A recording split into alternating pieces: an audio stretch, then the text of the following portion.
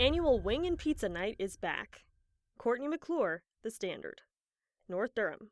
Big Brothers Big Sisters North Durham, BBB-SNT, is bringing back their annual Wing and Pizza Night for 2023.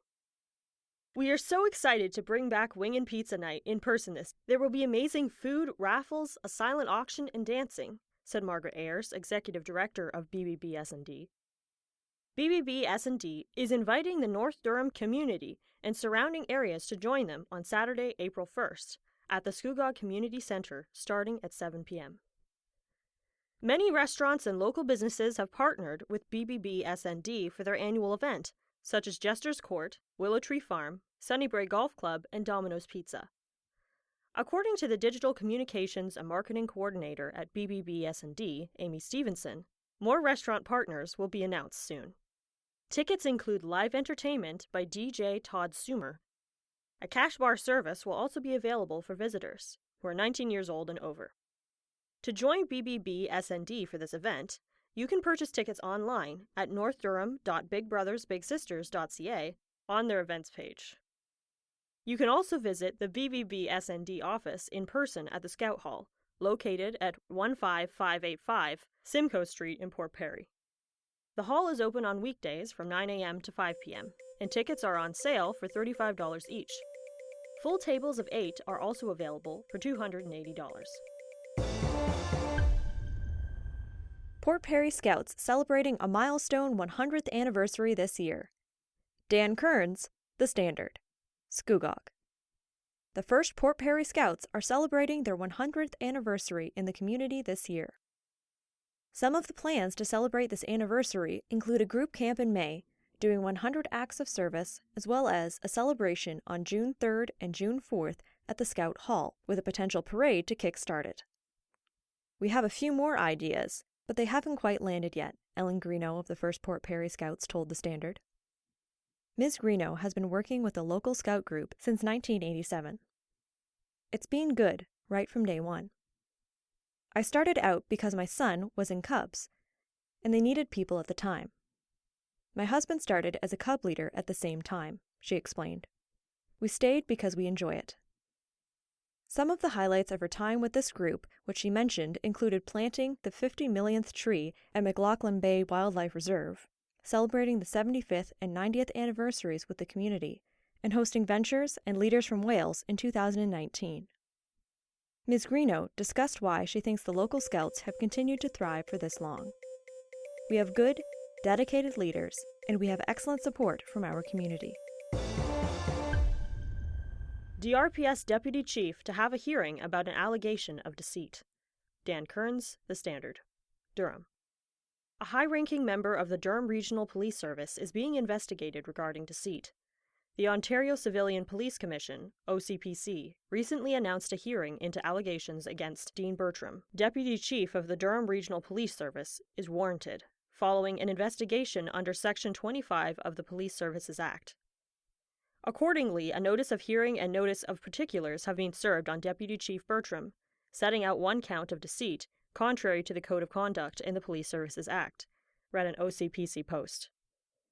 However, in a press release sent out on Friday, February 3rd, the Durham Regional Police Services Board supported their colleague. The board is committed to upholding public trust and accountability for policing in Durham Region. It is essential the community have confidence police officers are held to the highest standards of ethical conduct. It is also important to the board support and defend the principles of fairness and integrity for all its members, including its most senior leaders. On balance and consideration of these factors, and in light of Deputy Chief Bertram's exemplary leadership over the last 4 years, the board supports his continued functioning in his current role, the press release stated. The press release later added, the board has no involvement in testing the allegations against Deputy Chief Bertram, and at this time, a date for the hearing has not been set by the Commission. Kawartha Lakes to look at traffic calming measures for a stretch of King Street. Dan Kearns, The Standard. Kawartha Lakes. The City of Kawartha Lakes will look at potential traffic calming measures for a stretch of roadway on Lindsay's King Street. At a Committee of the Whole meeting on Tuesday, February 7th, Ward 5 Councillor Eric Smeaton provided a memorandum requesting city staff to report back to council in the third quarter of this year with options and recommendations as well as potential budget impacts regarding traffic calming on King Street between Lindsay Street and Logie Street. This artery has become an area to bypass Queen Street, Councillor Smeaton said. There's only one stop sign on the whole route, from Lindsay Street to Highway 36. Councillor Smeaton wrote in his memorandum, residents and Kawartha Lakes Police Services members agree there is a major safety concern in terms of speeding on this stretch of road. Ward 6 Councillor Ron Ashmore supported this initiative. It's so narrow and dangerous to get back and forth east and west on that street, he said. There has to be something done there. I thank Councillor Smeaton for putting this together. As a decision was made at a committee of the whole meeting, this decision still needs to be ratified at the next regular council meeting. Family by Tina Y. Gerber-McCurley. There once was a little girl who had a mom, dad, stepdad, 2 sisters, and a multitude of cousins who loved her. Now, all grown up, she has her sister, a husband, 2 daughters, 2 sons-in-law, 5 grandchildren, a few cousins, plus a few special friends. Life happens. The definition of family over the years has seemed to change, but it usually includes a group of individuals related to each other, not necessarily related by blood, who have bonded together.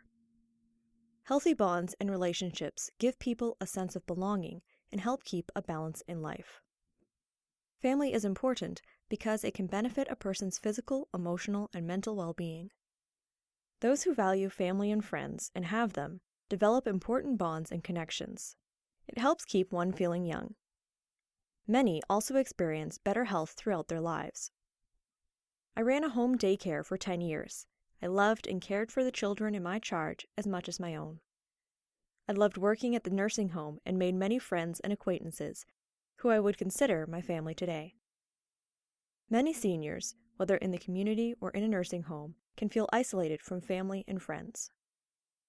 This loneliness can increase a person's chances of declining health, such as dementia, stroke, heart disease, and premature mortality. Although, like my mother, moving into the nursing home improved her health care and safety, she was separated from her family, and she still craved the rapport and feeling of belonging with part of the outside community. She missed walking to get her mail, her pets, gardening, stopping by neighbors for tea, and the freedom of being independent. It wasn't easy for Mother to start new friendships, as all she knew was work, work, work, and when we'd visit, she was so angry at first. Then, the COVID-19 pandemic created shutdowns, stay-at-home orders, and event hiatus, creating higher levels of loneliness and further isolation for most people. While the pandemic has highlighted the crisis of loneliness across all generations, seniors were especially limited in terms of social interaction. This allowed us all to rethink seniors' needs and make the appropriate changes in healthcare settings. There is hope from clinical interventions through therapy, counseling, and activities to keep your senior engaged, whether they are in a nursing home or in their own home. It's important to remain physically active as much as possible. Play mentally challenging games, play an instrument, do arts and crafts, perhaps start a new hobby, do puzzles, reading, word searches, and reach out to others to stay connected by making regular calls and video chats. Please call a family member, your pastor, a friend from church, or your doctor to reach out for help when feeling worried, bored, stressed, or frustrated, and stay connected. Remember, when you feel sad or lonely or feel alone, you can connect with God. Living intentionally helps to overcome chronic loneliness. The Standard Podcast was produced by Greenstream Studio for the Standard newspaper.